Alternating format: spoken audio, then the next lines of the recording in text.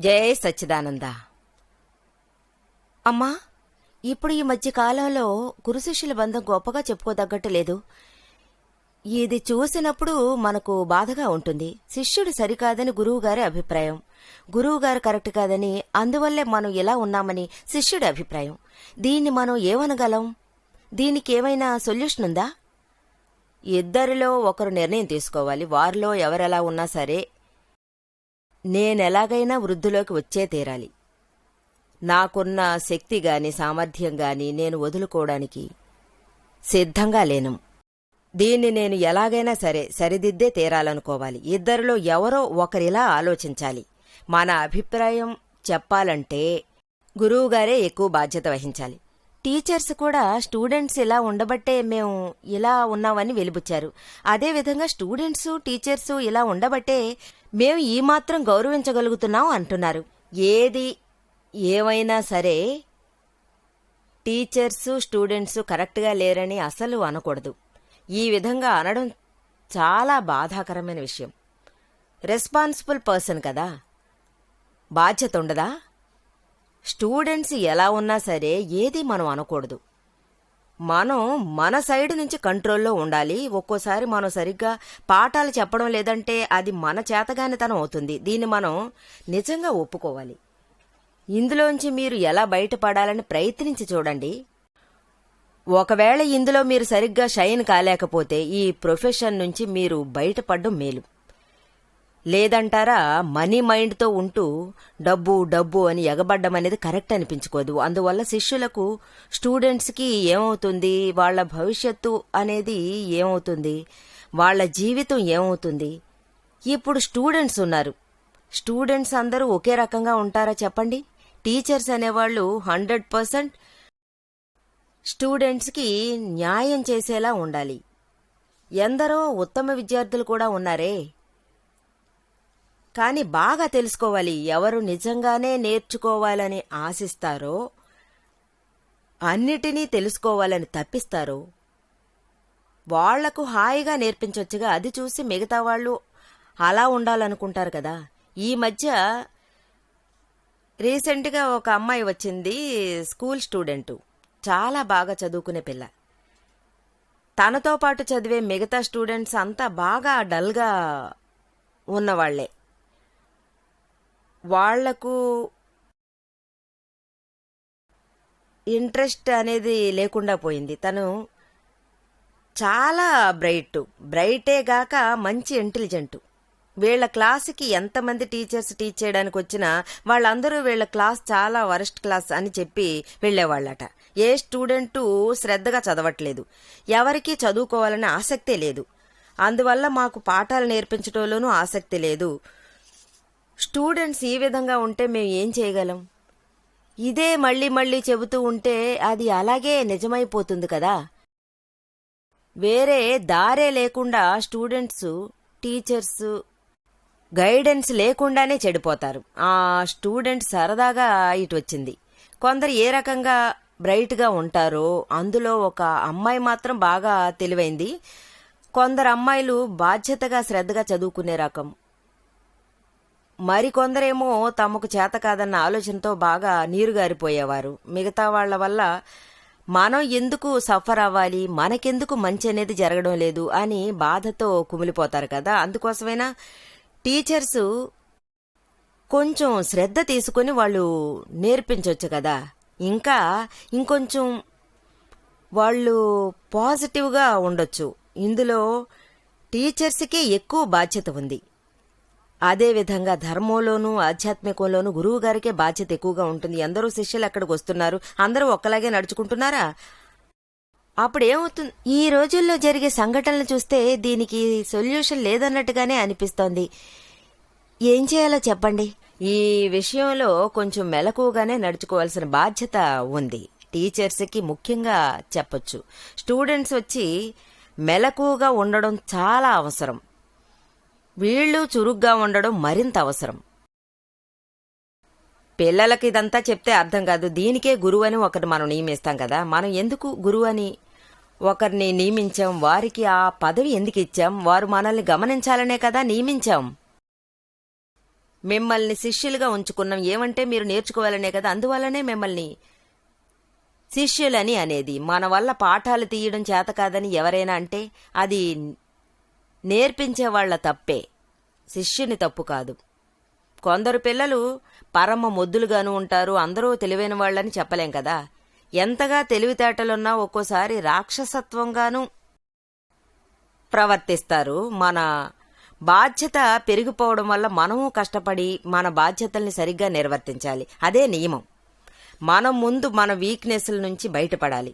శిష్యులుగా ఉండడానికి ముందు ఆలోచించాలి, పాజిటివ్గా ఉండాలి.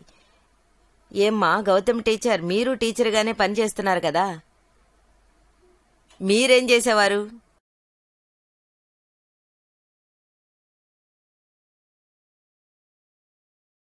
నేను కొందరి స్టూడెంట్స్కి టీచర్గా పనిచేశాను. గురువు అనేవారికి బోలెడని బాధ్యతలు నెత్తిమీద ఉంటాయి. శిష్యుడు ఎలా ఉండాలని కోరుకుంటాడో అదే విధంగానే గురువు అనుకోవాలి. న్యాయమే కావచ్చు, కానీ మీ స్కూల్లో పిల్లలు శ్రద్ధగా వినిపించుకోకుంటే మీరేం చేస్తారు? ఏముంది, ప్రిన్సిపల్ దగ్గరికి తీసుకెళ్ళిపోతాను బాయ్స్ అందరినీ. అది ఏ సబ్జెక్ట్ అయినా సరే, ఏ ఒక కుర్రాడైనా లేక అమ్మాయి చెప్పింది వినకపోతే వెంటనే పనిష్మెంట్ ఇస్తాం. మామూలు శిక్షే, అది కొంచెం సేపే. నేను ఇలాగే చేస్తాను. నిజమే, ఆ మాత్రం ఉంటేనే స్టూడెంట్స్కి మీ మీద గౌరవం ఉంటుంది. ఎప్పటికీ ఆ గౌరవం తగ్గలేదంటే నమ్మండి. గౌరవం తగ్గలేదా? మీరు కన్నబిడ్డల కంటే స్కూల్ స్టూడెంట్స్నే బాగా గుర్తుపెట్టుకున్నట్టున్నారు. కష్టపడి నేర్పించాం కదా. అలాగా? అవును, మనవరాలికి పాఠాలు నేర్పుతున్నాను.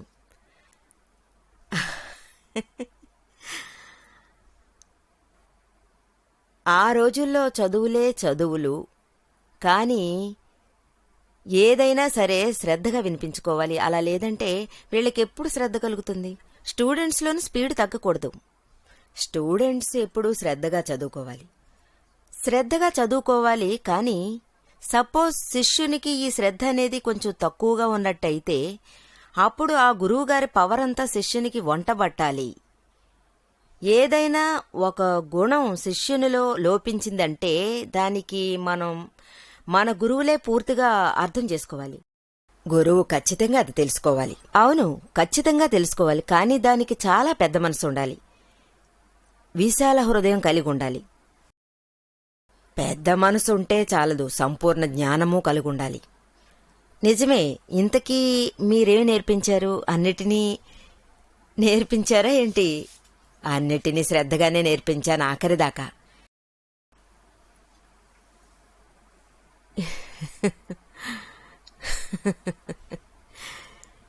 మీరేంటి ప్రిన్సిపల్గా పనిచేశారా? నిజంగానే శ్రద్ధగా నేర్పించారా? ఎవరు నన్ను ఎదగనిచ్చారు?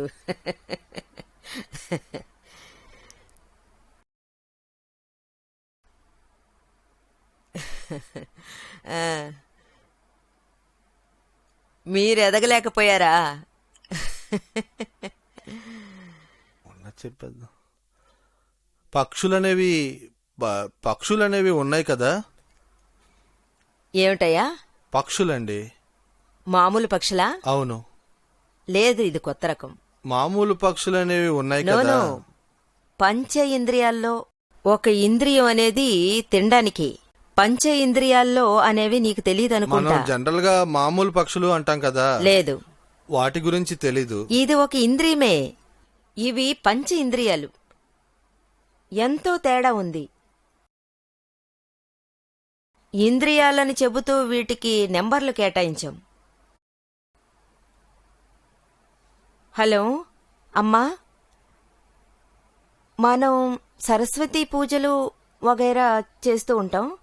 ఇప్పుడు జ్ఞానోపదేశంలా పూజలు వగైరాలు ఉన్నాయా? నాకు బోలెడన్ని సందేహాలున్నాయి. ఏం చేయను? నేను పవిత్రాత్మ అని కూడా బోధిస్తూ ఉంటాను. అప్పుడు పూజలు చేసే సమయంలో ఈ పరిస్థితే నాకు ఎదురైంది. పూజలు చేయాల్సి వస్తే ఏ విధంగా చేయాలి? తప్పులు చేయకూడదు కదా. పవిత్రాత్మ, నేను ఎన్నో విషయాలు అర్థం చేసుకుంటున్నాను. ఇలా ఉన్న పళంగా అడుగుతున్నానని అనుకోకండి. ఎప్పుడూ మీరు పవిత్రాత్మతో పూజలు నోములు అవి చేస్తున్నారు కదా, ఏదైనా శుద్ధాత్మతో పూజ చేయాలి. ఎవరైనా సరే, మీ పేరేమన్నారు? నీల. నీల నీల నీల చేస్తున్నారుగా, చేయండి. ఎప్పుడు ఈ పూజలు పునస్కారాలు లాంటివి పూర్తవుతాయో అప్పుడు అవి ఆటోమేటిక్గా పూర్తవుతుంది. ఇది ఉన్నంత వరకు మనం చేస్తూ ఉండొచ్చు. ఇదివరకు ఎలా ఉండేదంటే, నేనే నీలాని, నేనే పూజలు పునస్కారాలు చేస్తుంటాను, ఇటువంటి ఆలోచనే మెదులుతూ ఉంటుంది. నీల అనేది ఈ శరీరం గుర్తించడానికి ఉపయోగించే పేరు మాత్రమే. ఈ శరీరం మీ సొంతమా లేక ఇంకెవరికైనా సొంతమా, కానీ మీరు ఈ శరీరాన్ని మీదే అనుకుంటున్నారు. ఈ క్రియలన్నీ శరీరం ద్వారా జరగడం వలన ఇది మీ స్వయం కృషే అనుకుంటున్నారు. మీరేమీ చేయట్లేదు, మీరు మోసుకొచ్చిన కర్మక్రియలే ఇలా చేయిస్తున్నాయి. బట్ మీరు ఈ విషయాల నుంచి వేరుపడినట్టు భావించండి. మీరు ఆత్మస్వరూపంలో జ్ఞానదీక్ష తీసుకున్న తర్వాత మీకు ఈ డెమాక్రేషన్ తెలిసొస్తుంది, మీరు ఏకాకని తెలిసొస్తుంది. యాక్చువల్గా మీరు ఇందులోంచి బయటపడ్డారు, ముక్తి పొందారనుకోండి. అయినా సరే మీరు మళ్ళీ ఇందులో ఐక్యం కాకూడదు.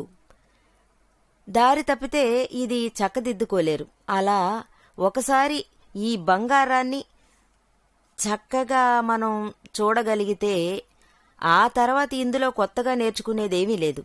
ఇది పరిపూర్ణతకి నిదర్శనం. పవిత్రమైంది. వెన్నని పెరుగులోంచి తీసేశాం కదా, అప్పుడు ఏంటంటే మీరు ఏ పని చేసినా శ్రద్ధగా పాటిస్తే చాలు.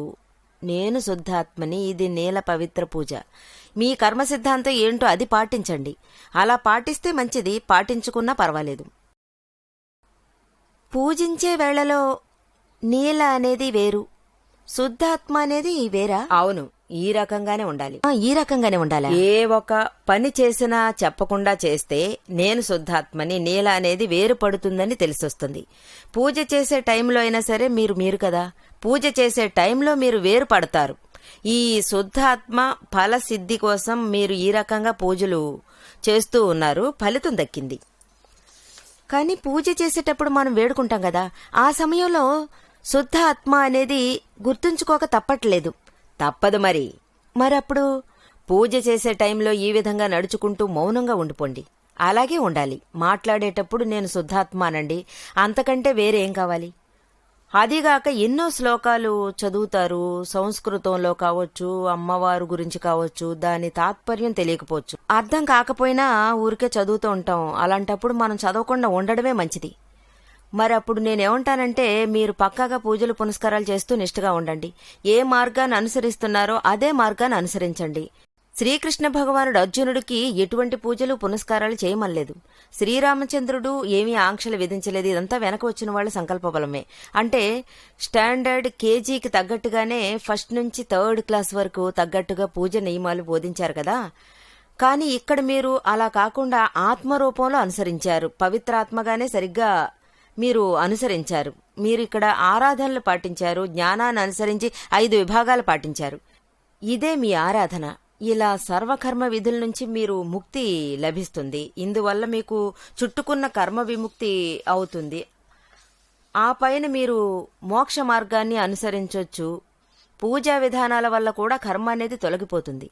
ఇప్పుడు మనకు శుభకర్మలు వద్దు, అశుభకర్మలు వద్దు. శుభం అశుభం, పుణ్యం పాపం, వీటన్నిటి నుంచి మనం విముక్తి పొందాలి. ఇవన్నీ విముక్తి కాకపోతే మనం మోక్షాన్ని అందుకోలేం. ఇదంతా బాధ్యతగా పూర్తి చేయాలి. ఇప్పుడు చేయాల్సింది చేస్తేనే మీకు కర్మ నుంచి విముక్తి లభించేది. ఇప్పుడు మీ కర్మ అనేది సమాప్తం కాబోతోంది, అంటే గత జన్మలో కర్మ. కానీ ఇప్పుడు చేసుకునే ఆలోచన కలగాలి. ఎప్పుడు చేయూతగా నిలవాలి. ఇదే మోక్షం కలిగిస్తుంది. పూజలు అనునిత్యం పాటించాలి. నేను శుద్ధ ఆత్మాని గ్రహించే జ్ఞానం గనుక వస్తే దాన్ని అలా వదిలేయకండి. ఇది మాత్రం నిరంతరం పాటించడం చాలా ముఖ్యం. కష్టపడి సాధించగలిగిన విషయం. దీన్ని దక్కించుకోవడానికి ఎన్నో యుగాలు మనం మంచి చేసి ఉండాలి. చిన్నతనం నుంచే నాకు శ్లోకాలు చదవడం అలవాటు. మధ్యలో వదిలేయడం వల్ల కొంచెం ఆలస్యం అవుతుంది. ఎట్టి పరిస్థితుల్లోనూ వదిలేయకూడదు. అది అనునిత్యం జ్ఞాపకం ఉండాలి. మీరు ఈ విషయం గుర్తుంచుకోండి. శ్లోకాలు మరిచిపోయే ఆస్కారం ఇవ్వకూడదు. ఇందులోంచి మీరే స్వయంగా బయటపడాలి. ఏది ఏమైనా సరే నష్టం అనేది ఎవరికీ కలగదు. కానీ నేను శుద్ధ ఆత్మనని మరిచిపోకూడదు. నా గొప్పతనమే అని అనుకోకూడదు. వదిలేయాలి. అందుకని ఇంట్రెస్ట్ లేకుండా పోతుంది. ఇందులో ఇంట్రెస్ట్ కలగడం లేదు. పూజ చేసే టైంలో పూజ గురించే గుర్తు ఉండట్లేదు. ఏం చేయమంటారు? ఈ ఆలోచన రాగానే వెంటనే ఆచరించేస్తాను. Very good, ఆచరిస్తాను. ఆచరిస్తారా శుద్ధాత్మని? అవును. ఇలా చూడండి, ఈ పుణ్యఫలం కోసమే ఎంతో మంది హిమాలయాలు, పర్వతాలని, ఏటేటో ఎక్కడెక్కడికో వెళుతున్నారు. ఇప్పుడు మీకు ఈజీగా పుణ్యం ప్రాప్తిస్తుంది. స్వయంగా అదే ఆచరణలోకి వస్తుంది సులభంగా. అమ్మా, పూజ్యులు ఏమన్నారంటే గురువులు ఏ రకంగా నడుచుకున్నా వారిని బాధలకు గురి చేయకూడదన్నారు. దీని గురించి మీరు కొంచెం వివరిస్తారా? ఇందులో లోటుపాట్లు అనేవి ఏ విధంగా సరిదిద్దుకోవాలో కాస్త చెప్పండి. అంటే పిచ్చితనం. ఆ పిచ్చితనమే, మనసు దాన్ని కంట్రోల్ చేయలేకపోతే అప్పుడు ఆ తప్పుని ఎలా సరిదిద్దుకోవాలి? గురువు అనేవారు ఈ పరిస్థితుల్లో ఏంటంటే, ఇప్పుడు మీరు ఎవరినైనా గురువుగారి స్థానంలో నియమించేస్తే ఆయన దగ్గర నుంచి మీరు ప్రాప్తం పొందగలిగితే అతని మీద మీకు పవిత్ర భావన, అంటే ఉన్నత భావన అనేది ఏర్పడితే, ఈ గురువుగారి అండ మనకుండగా పిచ్చితనం అనేది అంటి పెట్టుకుంటే ఆ పైన ఆయనతోటి మనం అంటే అబ్నార్మల్ బిహేవియర్ కలిగిందంటే అప్పుడు ఏం చేస్తారు? శ్రీమద్ రామచంద్రుల గురువుగారి తప్పులను మీరు విమర్శించకండి. గురువుగారి తప్పు లేనట్టుగా చూడండి. గురువు ఈ పరిస్థితిలోనూ ఆత్మలోనే ఉంటారు. ఆయన సద్గురువులవుతారు. సాధారణ గురువు కాదు. జ్ఞానేశ్వరులు సద్గురువులంటివారు. జ్ఞానుల కోసం చెప్పడం జరిగింది. వారు ఎన్నటికీ ఆత్మలోనే కొలువుంటారు. వారు శుభాలే పలుకుతారు. ఏదైనా పోయిన జన్మలో రుణానుబంధం ఉండుంటే అది పిచ్చితనమని కొందరు అభిప్రాయపడుతూ ఉంటారు. ఈ భయంకరమైన విషయం వాళ్ళ మనసులోకి వచ్చేస్తే అప్పుడు కూడా వారు ఆత్మస్వరూపులుగా కొలువుంటారని అంటారు. వారు అందులోంచి బయటపడిపోతారు. మీరు వారి కోసం ఏదైనా అభిప్రాయం చెప్పి వారి తప్పుల్ని ఎత్తి చూపితే మీరే కర్మ సిద్ధాంతాల కట్టుబాట్లు అనుసరిస్తారు. వారు అమాంతం విముక్తి పొందుతారు. ఈ విధంగానే నడుచుకోవాలి. చాలా పెద్ద బాధ్యత వచ్చేస్తుంది. పాటించక తప్పదు. గురువుగారు ఎంతో ముఖ్యమైనవారు. గురువుగారిని ఎప్పుడూ గుండెల్లో దాచుకోవాలి అంటారు. ఏమంటే గురువుగారి దగ్గర చాలా కాలంగా ఉండేవాళ్లకి ఈ తప్పుని ఎత్తి చూపేటప్పుడు ఒక విధమైన భయం అనేది కలుగుతుంది. ఎందుకంటే గురువుగారి తప్పులను మాత్రం విమర్శించి వారిని తప్పుడు మనిషిగా భావించడం జరుగుతుంది. అంటే సద్గురువు తన సర్వకర్మల నుంచి విముక్తులవుతారు. మనసులో బాధపడుతూ దీనికోసం పరిహారము చేసేస్తారు. వాళ్ల మార్గాన్ని మనం అనుసరించలేం కదా. మనం వాళ్ల తప్పుల్ని విమర్శిస్తాం. ఆ గుణం మనకే గుణపమవుతుంది.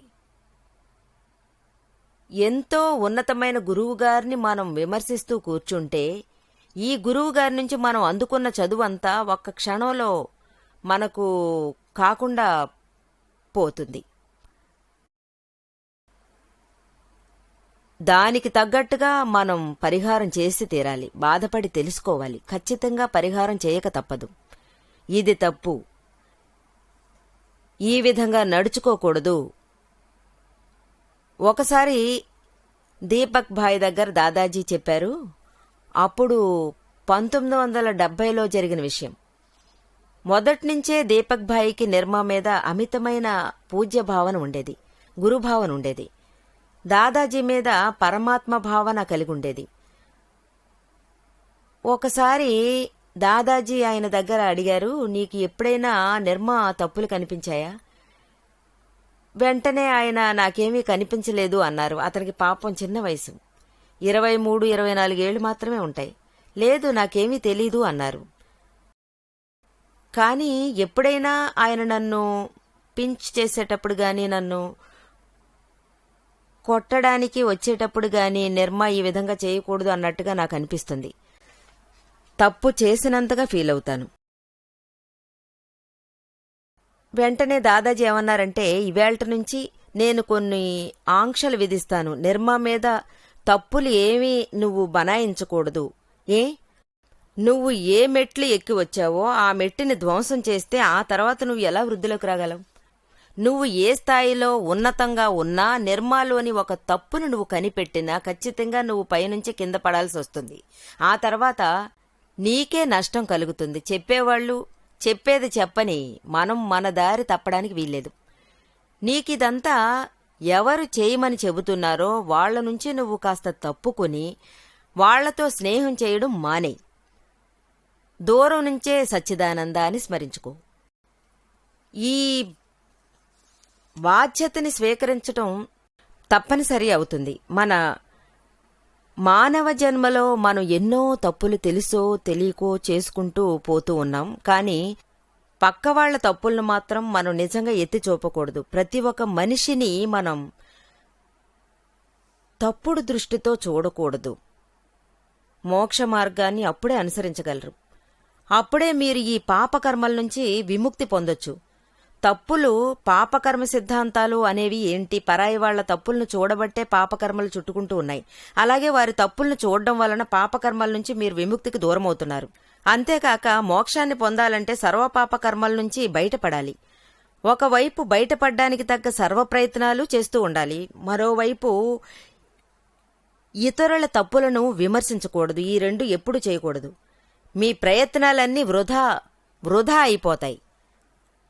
అందువల్లే జ్ఞానులందరూ ఒక విషయాన్ని మళ్లీ మళ్లీ చెప్పడం జరిగింది. అవతల వాళ్ల తప్పులు చూడకండి. తెలుసుకుంటే మనసులోనే బాధపడి పరిహారం చేసుకోండి. చేసిన తప్పులను క్షమించమని కోరండి. పరిహారం చేయండి. పరిహారం చేయడం అంటే ఎవరిని తప్పు పట్టారో వాళ్లలో కొలువైన పవిత్ర ఆత్మని దర్శించుకుని మీరు క్షమాపణ అడగండి. దాంతో ఈ రకమైన తప్పులను మళ్లీ ఏ సందర్భంలోనూ చేయనని ఒక నిర్ణయం తీసుకోండి. తప్పులను నేను విమర్శించను. ఈ రకంగా పదే పదే చేసి చూడండి. ఇలా పదే పదే మీరు చేస్తున్నారంటే తప్పుల్ని ఎత్తి చూపనని భీష్మించుకుంటే మీరు తప్పకుండా బాగుపడతారు. అవసరమైన మేరకు ప్రయత్నించండి. ఎంతవరకు మీరు తప్పులు విమర్శించడం మానేస్తారో అంతవరకు అంత మంచే జరుగుతూ ఉంది. వెనకాలే మనం అనుసరించాల్సిందే. వెనకాలే వెళ్ళాలి. అమ్మా, గిరు శిష్యులనే పుస్తకం ఉంది. దీని బ్యాక్ సైడ్ చూస్తే దాదాజీ ఫోటో ఉంది. ఆయన చేతి వేళ్లు మనల్ని ఉద్దేశించి ఉన్నాయి. అప్పుడు దీని మీనింగ్ ఏమై ఉంటుంది? ఆయన భగవంతుణ్ణి శక్తి ప్రసాదించమంటున్నారా? దీని గురించి కొంచెం విపులంగా చెప్పండి. అంటే మనలో ఉన్నది దాదా భగవానే. అది ఒక సాధారణమైన విషయమే కాదు. మన మనసులో సంపూర్ణ పరమాత్మగా సంపూర్ణ స్వరూపులుగా కొలువున్నారు. ఆయనే దాదా భగవాన్. ఆయన మన గురువు, మన పవిత్ర గురువు. అలాగే ఈ మనస వాచ కర్మణ ఇవన్నీ చూసుకోవాలి. జ్ఞానం సంపాదించాక ఇదంతా మామూలే. ఈ అనుభవం మీకు ఖచ్చితంగా వస్తుంది. ఆ తర్వాత ఈ మనసు వాక్కు కర్మ ఏ ఏ చోట శక్తులు వెలితిగా ఉన్నాయో ఆ శక్తులు దక్కించుకోవడం కోసం మనలో ఉన్న భగవంతుడిని మీరు శక్తిని ప్రసాదించమనాలి. ఇక్కడే ఆయన ఏమంటారంటే, నా కాళ్ల నుంచి శక్తి తీసి నా నుదుట ఉంచుకుంటాను. దీన్నే జ్ఞాన స్వరూపమని అనడం వల్ల మీ ఆత్మశక్తి ఇంకా రెట్టింపవుతుంది. ఈ విధంగానే ఆయన మనకు బోధించారు. మన మనసులో ఉన్న భక్తిని ప్రేమ కోసం మనం నిజంగా ప్రార్థనగా మార్చుకోవాలి. శక్తుల్ని దక్కించుకోవాలి. జై సచ్చిదానంద.